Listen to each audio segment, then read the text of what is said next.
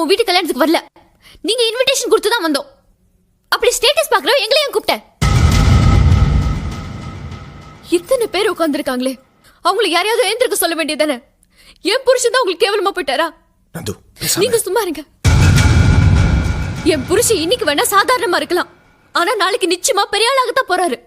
அன்னைக்கு சொந்தம் சொல்லிக்கிட்டு நீங்க பல்ல இழிச்சுக்கிட்டு வரத்தான் போறீங்க. அப்ப வச்சுக்கிறேன் உங்களை. வாங்க போலாம். மக்களே, வாழ்க்கையில பட்ட அசிங்கத்துக்கும் சொந்தக்காரங்க மத்தியில கேவலப்பட்டு நின்னதுக்கும் கட்டின பொண்டாட்டி பெத்த புள்ள குடும்பத்தை விட்டுட்டு வெளிநாட்டுக்கு வந்து ஒரு 4 வருஷம் கஷ்டப்பட்டு அதுக்கப்புறம் இந்தியாவுக்கு போகும்போதுதான் அந்த இடத்துல நமக்கு ஸ்டேட்டஸ் கிடைச்சிச்சு. இது கிடைக்கும். ஒரு மிடில் கிளாஸா இருக்கும்போது இந்த துன்பத்தை கண்டிப்பா எல்லாரும் நடந்திருக்கும், நடக்கும் தான் வாழ்க்கை. நீங்க இந்தியாவில் லட்ச லட்சமா சம்பாதிச்சாலும் உங்களை மதிக்க மாட்டாங்க.